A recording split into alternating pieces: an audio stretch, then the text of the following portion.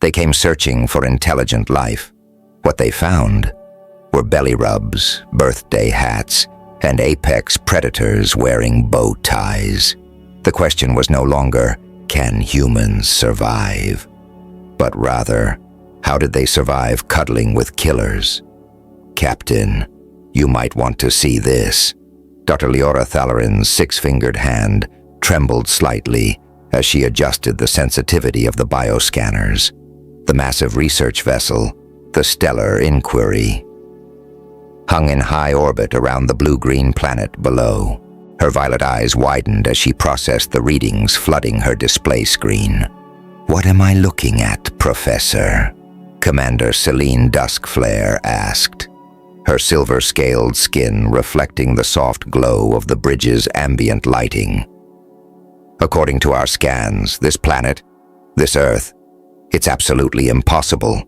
Leora's antennae twitched with excitement. "The dominant species appears to be sharing their living spaces with apex predators, and not just one species, dozens of them." The bridge crew fell silent. Commander Duskflare leaned forward, her ceremonial cape rustling as she studied the readings. "That can't be right. Run the scans again." Leora had already run the scans 3 times. She zoomed in on one of the larger settlement clusters, what the locals called New York City. The bio readings were clear as crystal. In nearly every dwelling, the heat signatures of the dominant species, humans, were accompanied by smaller but unmistakably predatory life forms. "Look here." Leora pointed to a particular cluster of readings.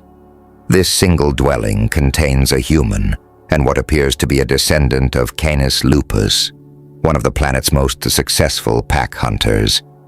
And here," she swiped to another location, "we have multiple humans living with Felis catus specimens, solitary ambush predators known for their killing efficiency." Lieutenant Kale Nightshade, her bioluminescent spots pulsing with concern, joined them at the display. "Perhaps they're being held captive by these creatures." "Negative," Leora replied, pulling up more data. "The humans appear to be the dominant party in these arrangements. They're controlling these predators somehow. Look at these structures they've built. Designated areas for these creatures to eliminate waste, specialized feeding stations, even dedicated sleeping quarters." Commander Duskflare's expression darkened. "Are you suggesting these humans have somehow managed to subjugate multiple species of apex predators?" "Not subjugate exactly," Leora's voice filled with wonder. "The relationship appears to be voluntary on both sides." The bridge erupted in nervous whispers. Every spacefaring species knew the fundamental rules of survival. You avoided apex predators at all costs. You certainly didn't invite them into your home or provide them with food and shelter. "There's more," Leora continued, her professional excitement overtaking her natural caution. "They're not just cohabiting with these creatures. They're modifying them, selectively breeding them. Some of these predator specimens have been altered so dramatically from their original forms that they're barely recognizable." Commander Duskflare straightened her uniform, a nervous habit she'd developed over her long career. "Professor Voss, are you telling me we've discovered a species so advanced they can reshape apex predators to their whims?" "No, Captain." Leora's voice dropped to a near whisper. "I'm telling you, we've discovered something far more terrifying. We've found a species that looked at the galaxy's most efficient killing machines and thought, I want to make them cute." The silence that followed was broken only by the soft hum of the ship's engines and the occasional beep from the monitoring stations. Finally, Commander Duskflare spoke, her voice carrying the weight of command. "Professor Voss, I'm authorizing a full research expedition. Assemble your team. I want to know everything about these humans and their pets." She pronounced the unfamiliar word carefully. "If they can domesticate apex predators, we need to know what else they're capable of. Leora nodded, her mind already racing with possibilities. As she gathered her research materials, she couldn't help but wonder what other impossibilities awaited them on the surface of this remarkable world. One thing was certain: the galaxy's understanding of what was possible was about to change dramatically. "Let me be absolutely clear," Dr. Leora Thalorin addressed her assembled research team in the Stellar Inquiry's briefing chamber. "We are about to make contact with a species that treats planetary apex predators like stuffed comfort objects." The team of 12 researchers shifted uncomfortably in their seats. Dr. Kalen Straylight, the team's xenobiologist, raised his hand. His luminous scales pulsed with anxiety as he spoke. "Professor, what exactly are our safety protocols if we encounter one of these domesticated predators?" "An excellent question." Leora activated the holographic display showing various images captured from orbit. "We'll be landing in a region they call Central Park, New York. Our scans indicate it's a designated recreational area where humans regularly parade their predator companions." "Parade them?" squeaked research assistant Riven Skydancer, her forearms clutching her data pad protectively. "Yes, on something called leashes." As Leora pulled up another image, apparently they attach synthetic tethers to these creatures and guide them around. The predators seem to accept this arrangement willingly. Security Officer Corwin Asheville stepped forward, his armored exoskeleton gleaming under the briefing room lights. "I've equipped the team with our strongest stun weapons. One blast should incapacitate any Earth predator." "Absolutely not." Leora's antennae straightened in alarm. Any aggressive action toward these creatures could be interpreted as a hostile act by the humans. Remember, they consider these predators to be family. The room erupted in confused murmuring. Dr. Starweaver's scales turned a pale shade of green. Family. They formed familial bonds with predators. "Indeed," Leora continued, "our cultural analysis suggests humans regularly address these creatures as good boys, good girls, sweet babies, and other terms of endearment. They even celebrate their birth anniversaries. Fascinating and disturbing," commented Dr. Elira Moonglade, the team's anthropologist. Her tentacles curled thoughtfully. "Have we determined how they maintain control over these beings?" Leora brought up another hologram, this one showing humans offering small objects to their companion predators. They appear to use a combination of vocal commands, physical gestures, and food rewards, but most intriguingly, they've developed something called belly rubs. "Belly rubs?" the entire team asked in unison. "Yes, they actually touch the predator's most vulnerable area in a ritualistic manner, and the creatures respond with visible pleasure. It's unprecedented." The briefing continued with Leora outlining their landing protocols. They would set down their shuttle under cloak of darkness, establish a temporary research base, and begin observations at first light. The team would wear their standard environmental suits, modified to appear as typical human clothing according to their research. "Remember," Leora concluded, "we're here to observe and document. No matter how shocking their behavior appears, these humans have achieved something remarkable. They've turned the galaxy's most efficient hunters into what they call snuggle buddies." As the team filed out to prepare for landing, Dr. Starweaver lingered behind. "Professor Voss, what if the humans try to introduce us to their predator companions?" Leora violet eyes sparkled with scientific curiosity.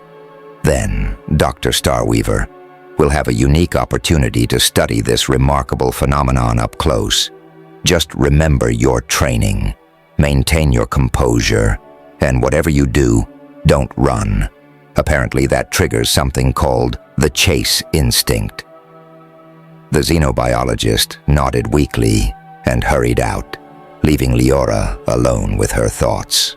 In all her cycles of research, she'd never encountered anything like this. Humans weren't just surviving alongside apex predators, they were thriving with them, caring for them, loving them.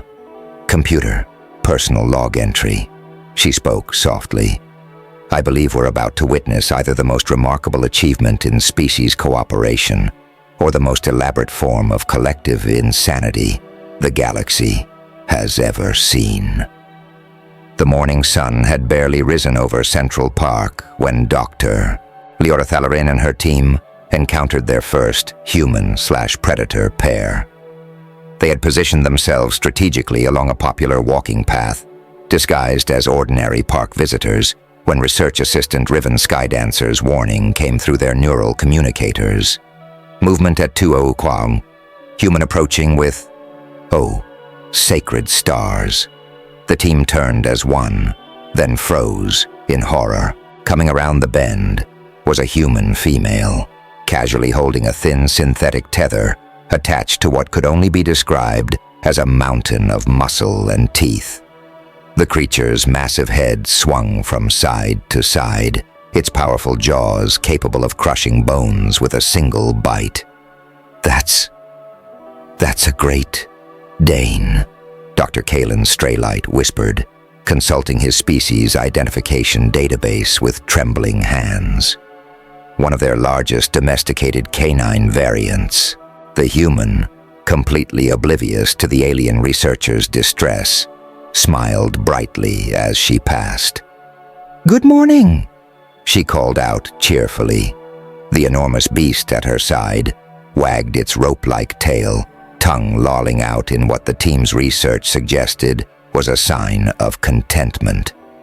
Good morning," Leora managed to reply, her professional composure warring with her instinct to flee. The beast turned its head toward them, and several team members whimpered audibly. "Oh, don't worry about Max, he's just a big softy," the human said, patting the creature's massive head. "Would you like to pet him? He loves meeting new people."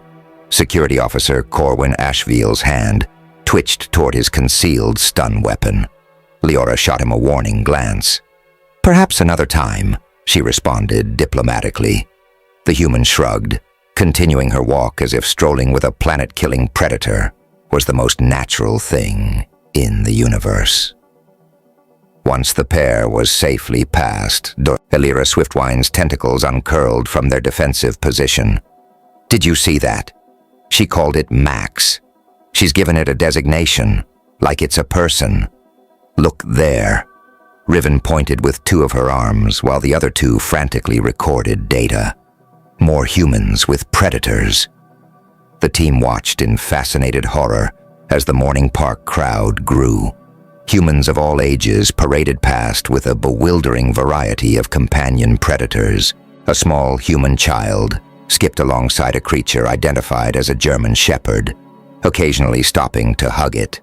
An elderly human sat on a bench, sharing his morning meal with a sleek Siamese cat perched on his shoulders. "Professor?" Dr. Starweaver called out, his scales shifting to a mixture of green and blue. "You need to see this." Leora approached his position behind a large tree. In a nearby clearing, a group of humans had gathered with their predator companions. The beasts ran freely, chasing each other in what appeared to be play behavior. "Are they organizing some kind of gladiatorial combat?" Security Officer Ashvale asked nervously. "No," Leora breathed in wonder. "This is what they call a dog park. It's a designated area for their canine companions to socialize and exercise." They watched as a tiny chihuahua fearlessly approached a massive Rottweiler. Instead of the bloodbath the team expected, the two creatures engaged in friendly play, their humans watching proudly from the sidelines. "This defies everything we know about predator behavior," Dr. Swiftwine muttered, her tentacles working overtime to document the scene. "Look at the size difference between those two." The larger one could swallow the smaller one whole, yet they're playing.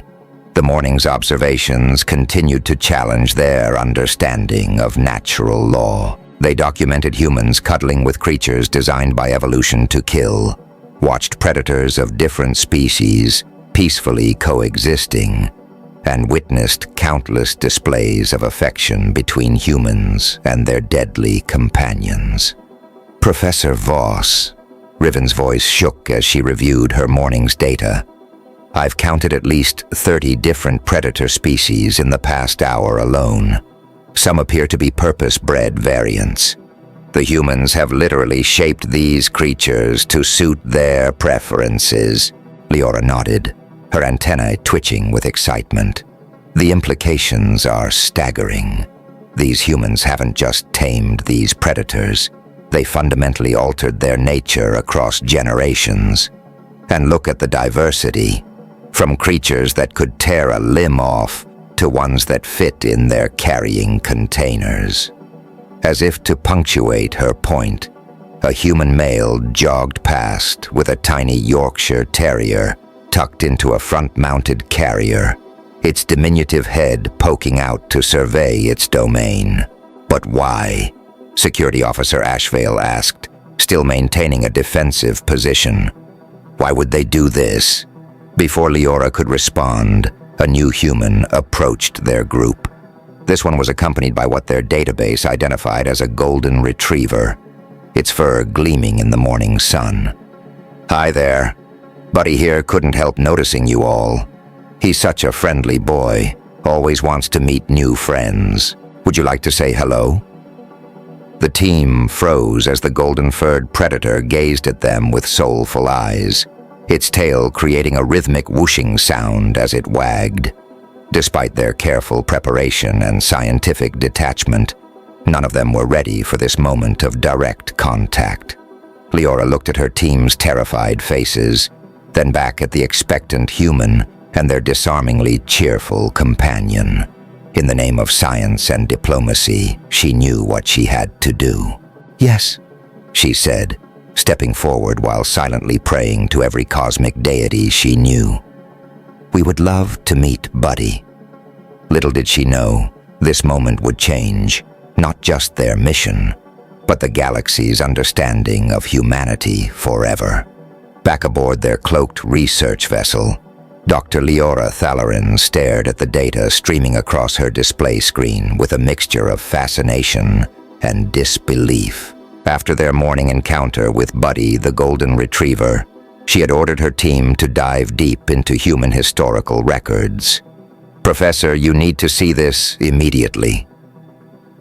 Dr. Elira Swiftwine's tentacles flew across multiple keyboards as she accessed Earth's digital information network, known as the Internet. According to these records, humans began their predator domestication process over 15,000 years ago. Leora rushed to her colleague's station, nearly tripping over Dr.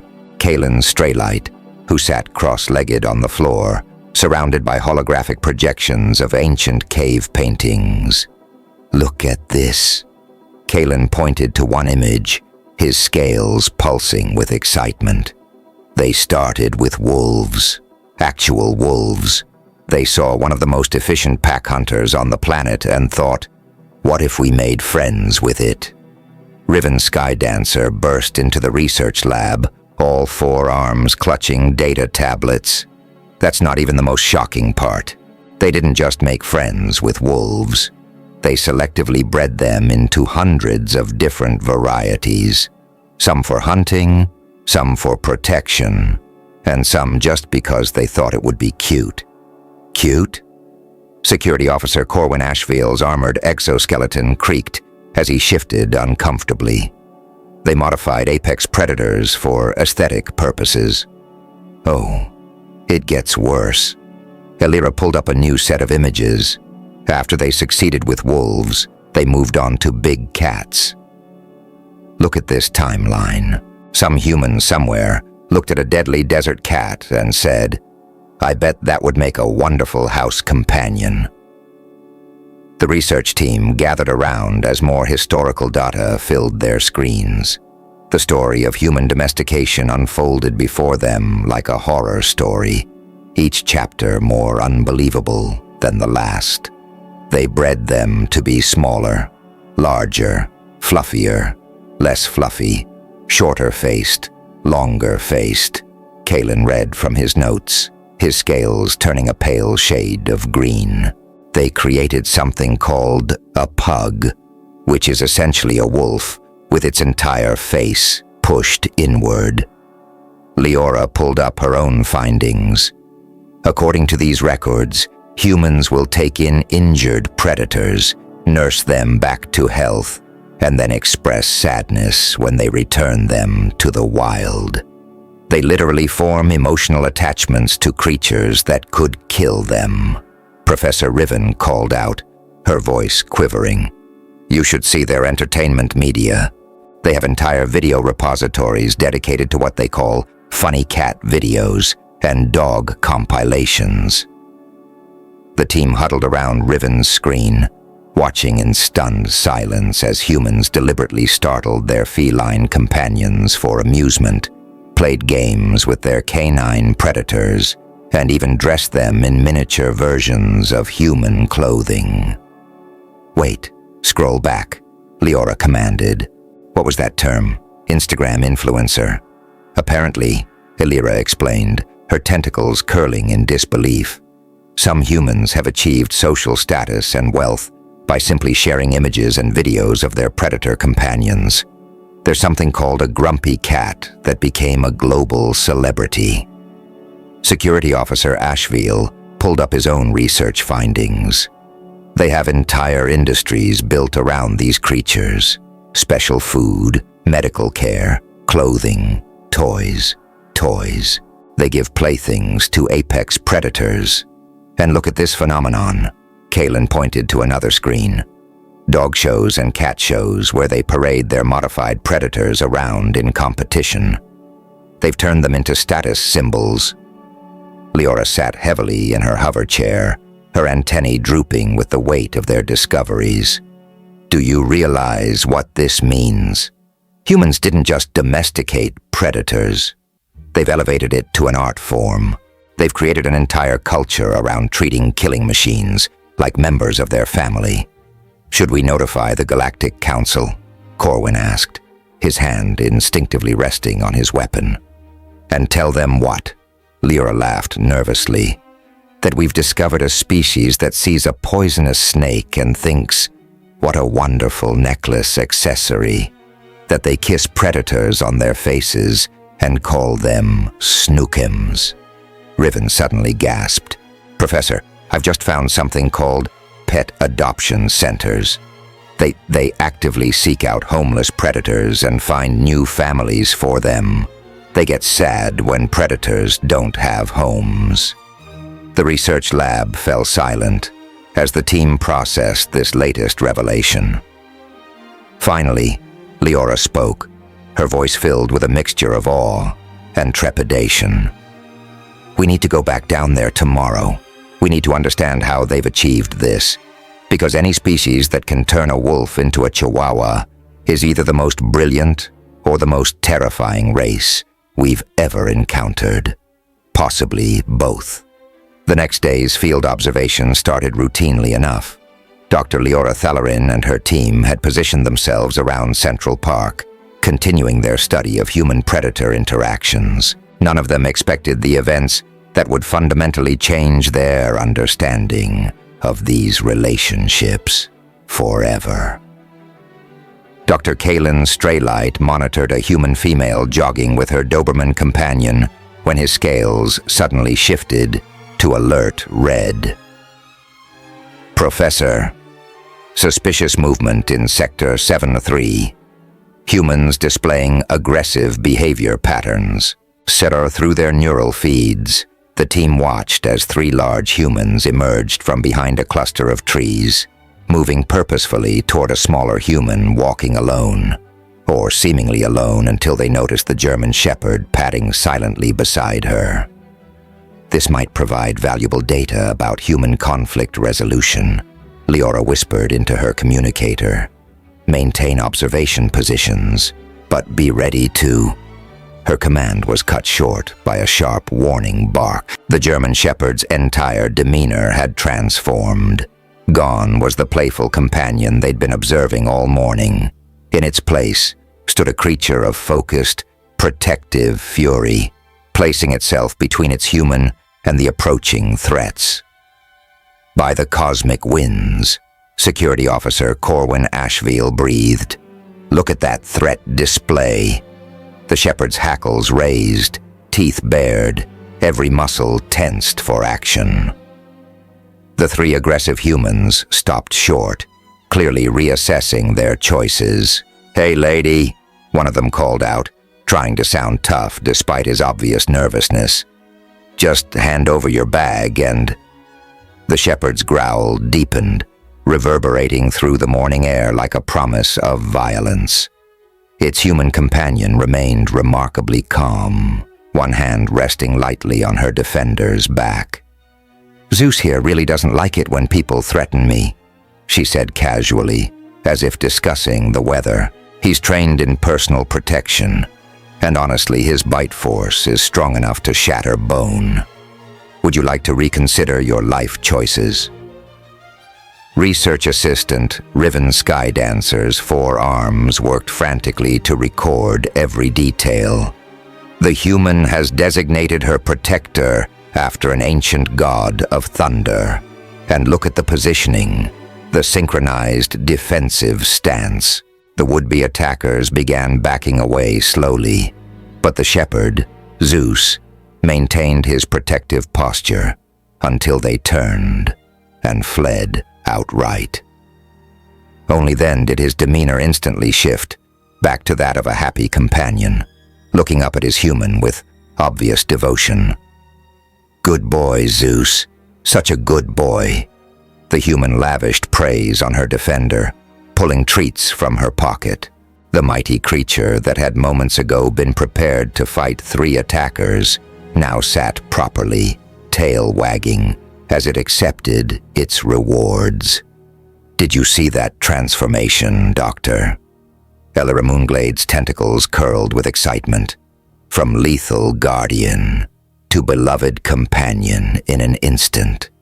The control, the devotion. Before the team could process what they'd witnessed, another scene unfolded nearby. A small human child had wandered too close to the park's pond, losing their balance on the slippery banks.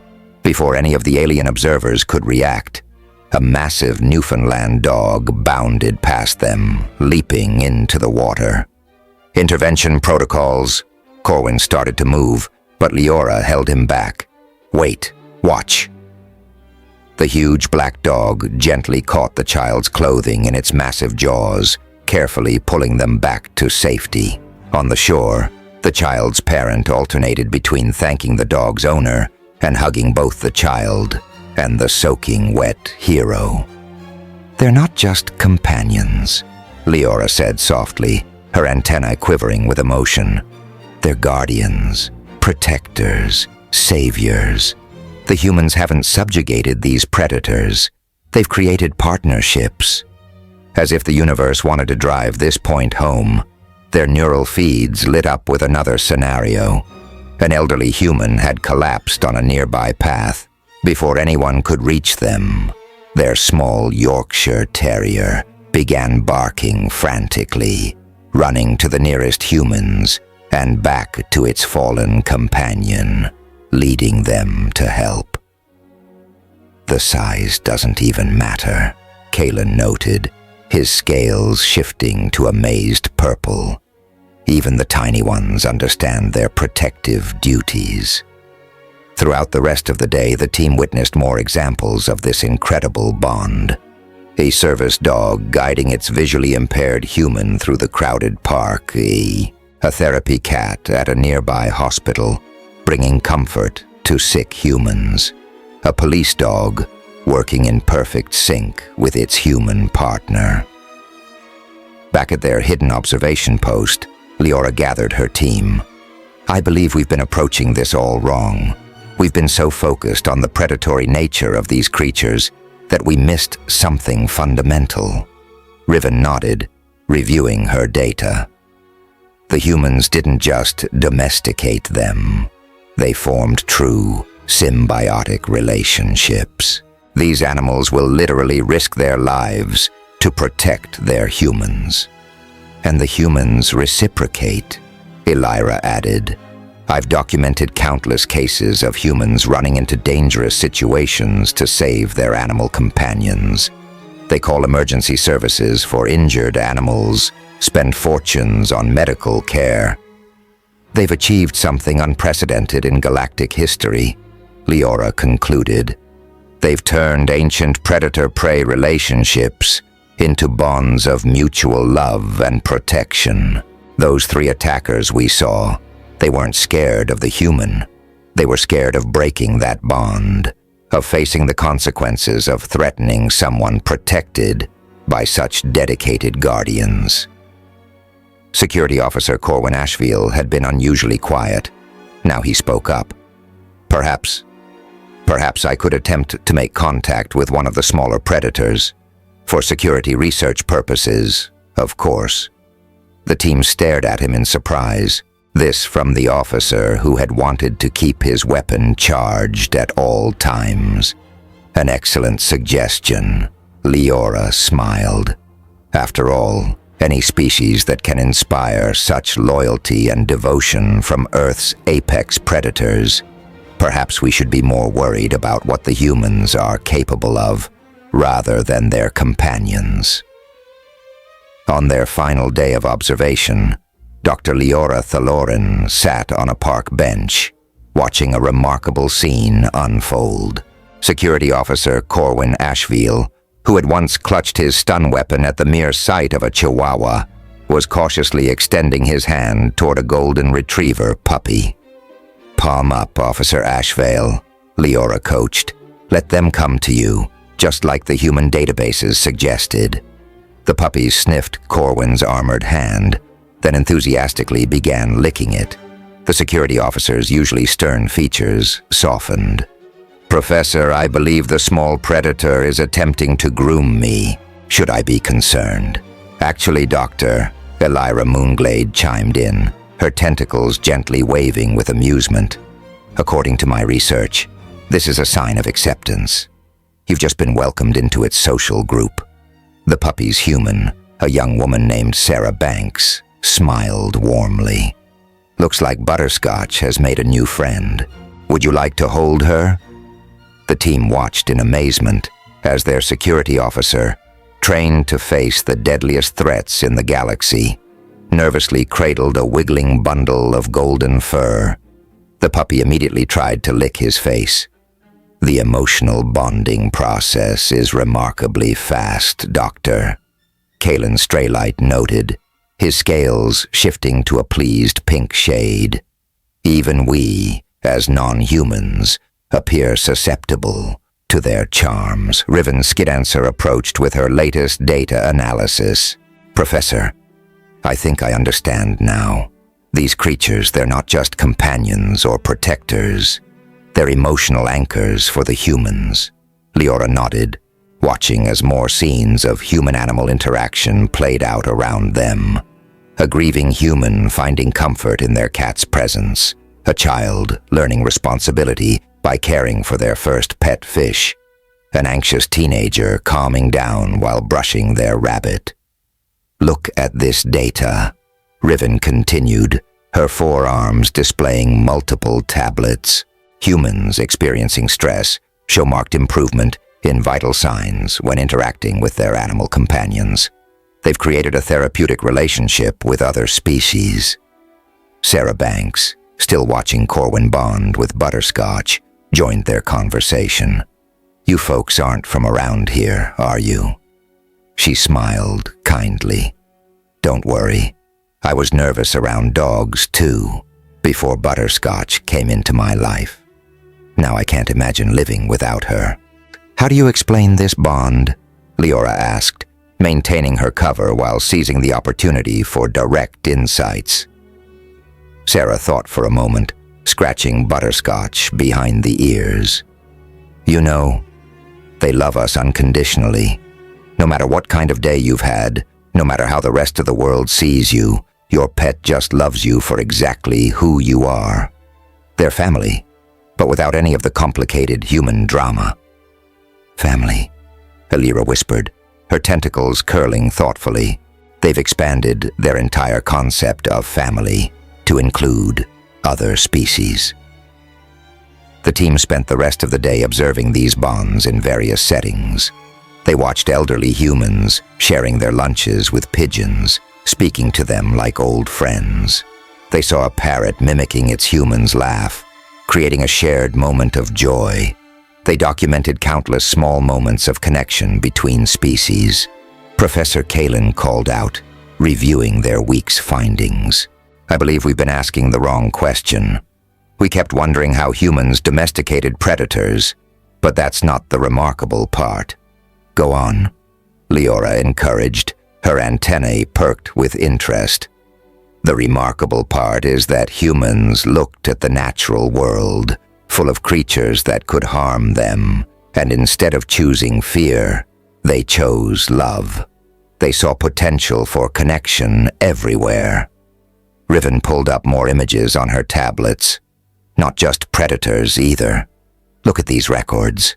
Horses becoming trusted partners, birds being welcomed into homes, even tiny hamsters being treated like treasured companions.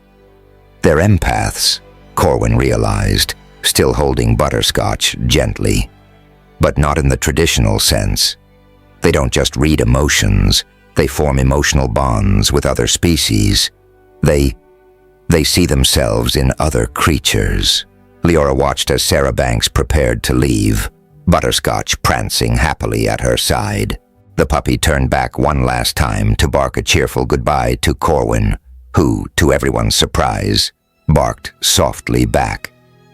The humans have something we never considered, Leora said, making her final notes.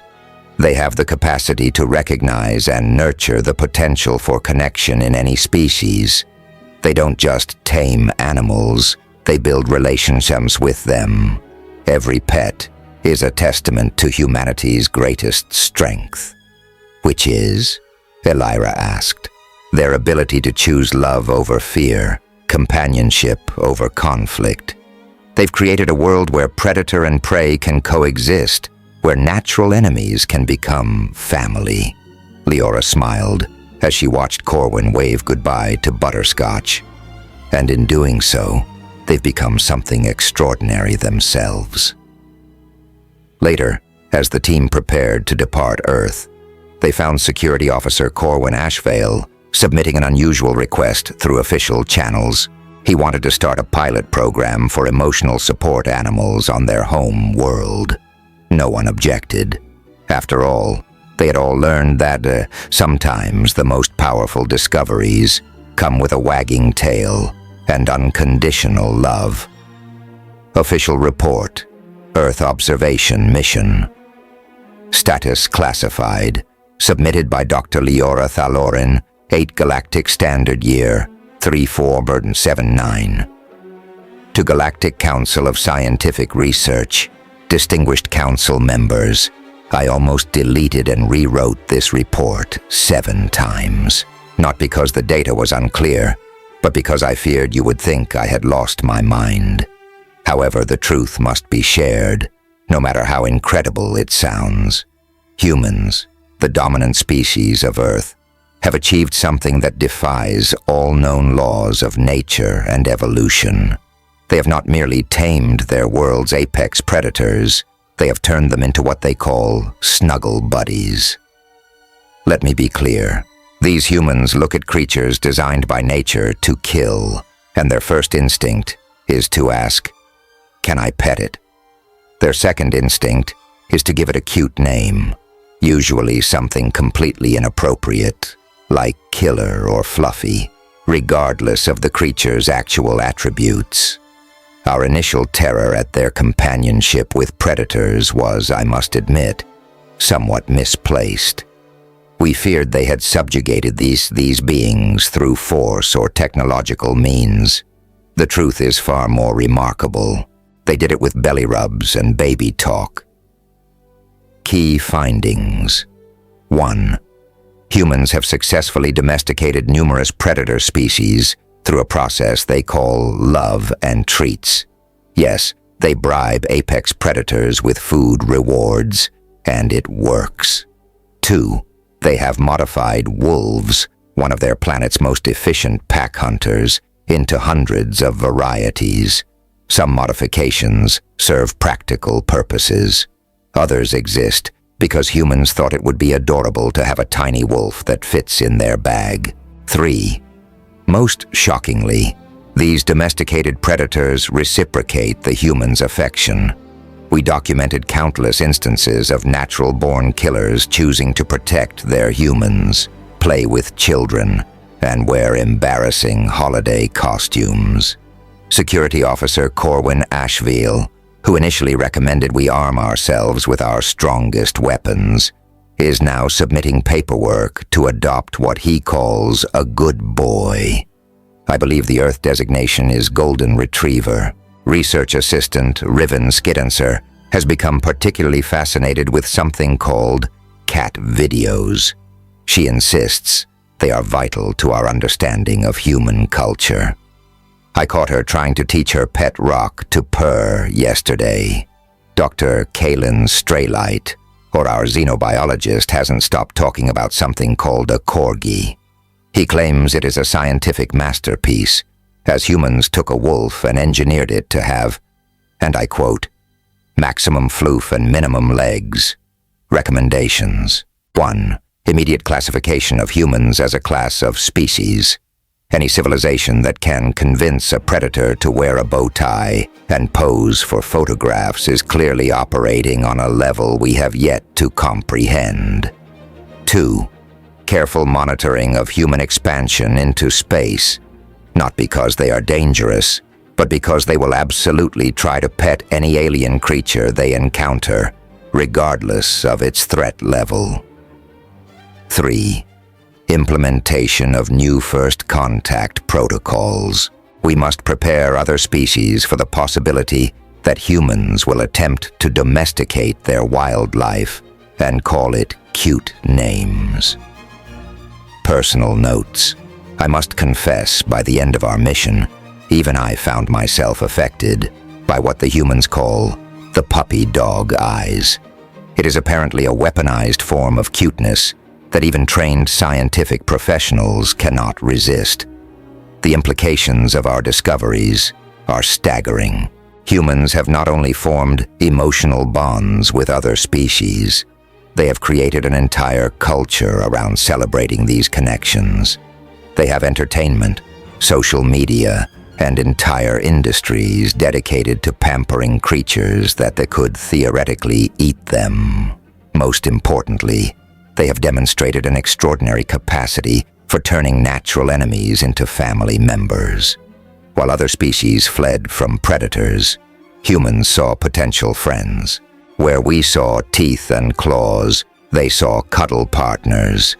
Perhaps this is why they managed to become their planet's dominant species, not through force or fear, but through an inexplicable ability to make friends with anything that moves, and quite a few things that don't. Final observation: if humans ever reach the stars, the galaxy should be prepared, not for invasion or warfare, but for the possibility that they will try to give every dangerous creature they meet a cute Nickna name and a treats allowance.